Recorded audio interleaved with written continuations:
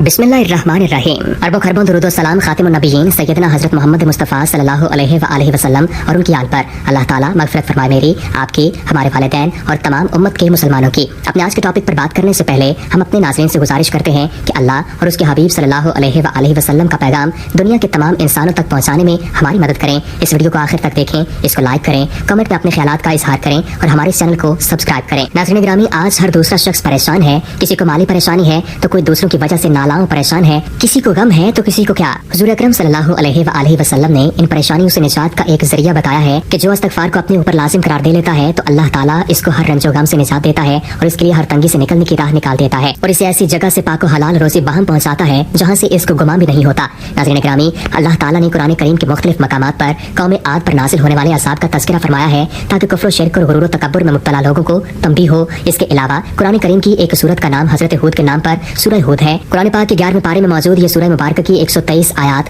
और 10 रुकू हैं और ये मक्की सूरत है। ये इस दौर में नाजिल हुई कि जब कफ़ार मक्का का जुल्म सितम अपने उरूज पर था। चुनांचे सूरह हूद में इन पिछली कौमों का तज़किरा है जो अल्लाह के नबियों और रसूलों की तकज़ीब करके कहरे इलाही का निशाना बनी और तारीख के सफ़ात पर हमेशा के लिए इबरत का निशान बन गए। सूरह हूद में 7 पैगंबरों के किस्से व वाक़यात दर्ज हैं, लेकिन इस सूरत को हज़रत हूद अलैहिस्सलाम के नाम से मंसूब करने से मालूम होता है कि हूद अलैहिस्सलाम के किस्से और कौम आद पर नाजिल होने वाले अज़ाब को खास अहमियत हासिल है। हदीस मुबारक में है कि रसूलुल्लाह सल्लल्लाहु अलैहि व आलिहि वसल्लम की रेशे मुबारक के कुछ बाल सफ़ेद हो गए तो हज़रत अबू बकर सिद्दीक़ रज़ी अल्लाह ताला अन्हु ने अर्ज़ किया, या रसूलुल्लाह सल्लल्लाहु अलैहि व आलिहि वसल्लम, आप बूढ़े हो गए? तो आप सल्लल्लाहु अलैहि व आलिहि वसल्लम ने फरमाया कि हाँ, मुझे सूरह हूद ने बूढ़ा कर दिया। बाज़ रिवायात में सूरह हूद के साथ सूरह वाक़िया, मरसलात, सूरतुल अंबिया और सूरह तकवीर का भी जिक्र है। नाज़रीन गिरामी, अल्लाह ताला ने हज़रत हूद अलैहिस्सलाम को इनकी कौम की तरफ अपना रसूल बनाकर भेजा। उन्होंने कौम को अल्लाह की तौहीद की दावत दी और इसके सिवा औरों की पूजा पाठ से रोकते हुए बतलाया कि जिनको तुम पूजते हो इनकी पूजा खुद तुमने घर ली है, बल्कि इनके नाम और वजूद तुम्हारे ख्याली ढकोसले हैं। इनसे कहा कि मैं अपनी इस नसीहत का कोई बदला और कोई मुआवजा तुमसे नहीं चाहता।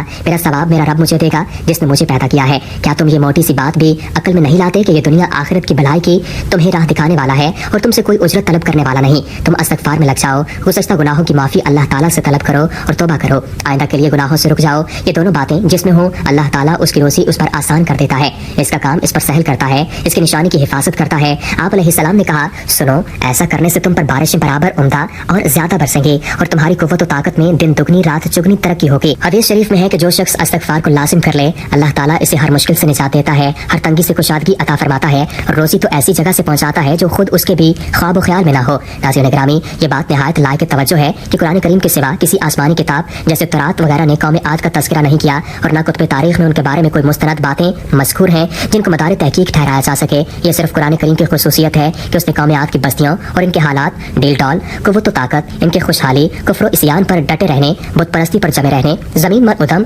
सरकशी और फसाद फैलाने को निहायत तफसील और शरह के साथ बयान करते हुए बताया है कि हज़रत हूद अलैहिस्सलाम ने जब उन्हें बुतों की इबादत पर औंधे मुँह गिरते देखा तो उन्हें राह रास्त पर लाने और इनके बिगड़े हुए अकीदों को संवारने के लिए बड़ी कोशिशें की, लेकिन इसके जवाब में इस सरकश और बदबख्त कौम ने कैसी ज़िद, हठधर्मी और कुफ्र व अनाद का सबूत दिया, बल्कि उल्टा हज़रत हूद अलैहिस्सलाम का मजाक उड़ाया, जिसकी पादाश में बिल आखिर ये कौम हलाक कर दी गई और इसका नामो निशान तक मिटा दिया गया और अब फ़कत इनकी दास्तानें ही सुनने वाले और इबरत पकड़ने को बाकी रह गई है। नाज़रीन गिरामी, आद दरअसल उस कदीम तरीन कबीला के मौरस से आला का नाम है। मशहूर तो यही है कि यह लफ्ज़ अरबी है, मगर बाज़ इसको अजमी भी करार देते हैं क्योंकि कहते हैं सबसे पहले जिसने अरबी ज़ुबान में गुफ्तगू की उसका नाम यारब था। हज़रत इब्न अब्बास रज़ी अल्लाह ताला अन्हु से मनकूल है कि सबसे पहले हज़रत हूद अलैहिस्सलाम ने अरबी ज़ुबान बोली थी, जबकि एक कौल ये है कि अरबों को अरब इसलिए कहते हैं क्योंकि ये फ़रात के गरबी किनारे पर आबाद थे और ये सहरा नशीन आरामी कौमें थीं और इन पर अरबों का इत्तलाक यूँ होने लगा कि लफ्ज़ गरब के गैन को आइन पढ़ा जाने लगा। यूँ फ़रात के गरब में आबाद ये कौमें अरब कहलाने लगी। नाज़रीन गिरामी, ये सरज़मीन अहकाफ में रहते थे जो हज़रमौत के शुमाल में वाक़ है,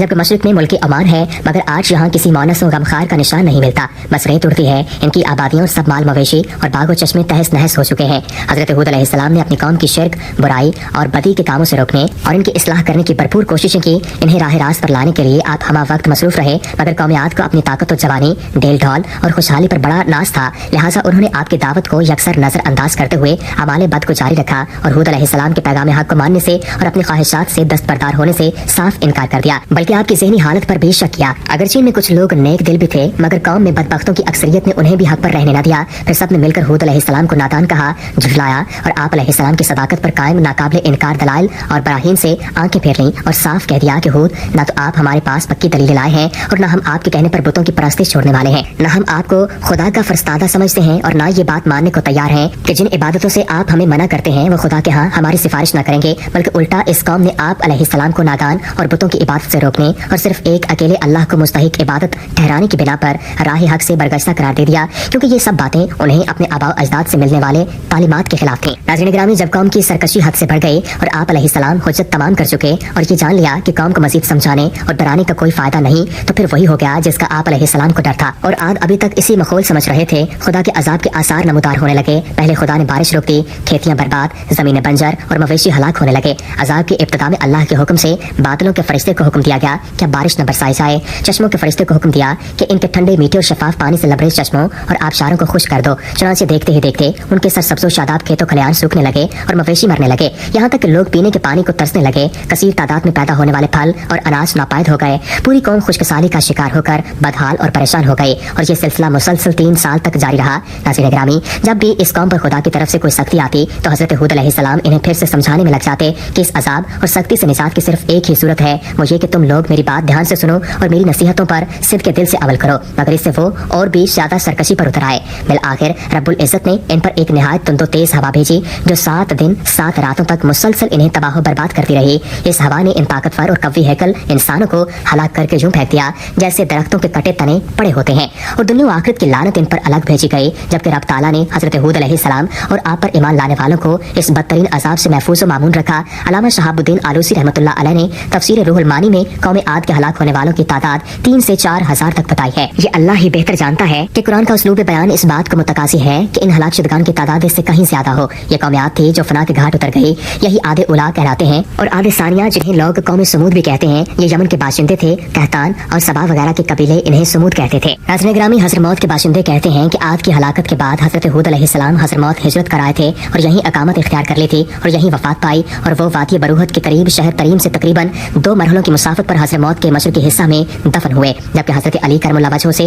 منقول ایک اثر میں ہے کہ حضرت ہود علیہ السلام حضرموت میں ہی دفن ہیں، اور جائے تدفین سرخ ٹیلا ہے، اور آپ کی قبر کے سرحانے جھکاؤ کا ایک درخت ہے، لیکن اہل فلسطین اس بات کے مدعی ہیں کہ ہود علیہ السلام کی قبر فلسطین میں ہے۔ ان لوگوں نے وہاں آپ علیہ السلام کی ایک قبر بنا رکھی ہے اور اس پر سالانہ عرس کا بھی اہتمام کرتے ہیں۔ علامہ طبری کی بعض روایتوں میں ہے کہ ہود علیہ السلام کی عمر 150 سال تھی۔ آپ علیہ السلام کو 50 برس کی عمر میں نبوت عطا ہوئی، 50 برس تک قوم کو واعظ و نصیحت کرتے رہے، قوم کی ہلاکت کے بعد مزید 50 برس تک زندہ رہے اور اہل ایمان کو واعظ و درس فرماتے رہے۔ ناظرین گرامی، توبہ و استغفار نہ کرنے کی صورت میں گناہوں کی سیاہی رفتہ رفتہ انسان کے دل پر چھا جاتی ہے۔ اسی بنا پر ایک حدیث میں بیان کیا گیا کہ مومن بندہ جب کوئی گناہ کرتا ہے تو اس کے نتیجے میں اس کے دل پر ایک سیاہ نقطہ لگ جاتا ہے، پھر اگر اس نے اس گناہ سے توبہ کی اور اللہ تعالیٰ کے حضور معافی و بخشش کی التجا اور استدا کی تو وہ سیاہ نقطہ زائل ہو کر قلب صاف ہو جاتا ہے، اور اگر اس نے گناہ کے بعد توبہ و استغفار کے بجائے مزید گناہ کیے اور گناہوں کی وادی میں قدم بڑھائے تو دل کی وہ سیاہی اور بڑھ جاتی ہے۔ لہٰذا ہمیں چاہیے کہ ہم اپنے گناہوں اور سیاہ کاریوں پر اللہ تعالیٰ کے حضور کثرت سے اور عاجزی کے ساتھ توبہ و استغفار کریں اور اللہ تعالیٰ کے حضور دعا کریں کہ وہ ہمارے گناہوں کو بخش دے اور سیدھے راستے پر چلنے کی توفیق عطا فرمائے۔ امید کرتے ہیں کہ آپ کو ہماری یہ ویڈیو پسند آئی ہوگی۔ ویڈیو پسند آنے کی صورت میں لائک کیجیے، شیئر کیجیے اور ہمارے چینل کو سبسکرائب کرنا نہ بھولیے گا۔ وما علینا الا البلاغ المبین۔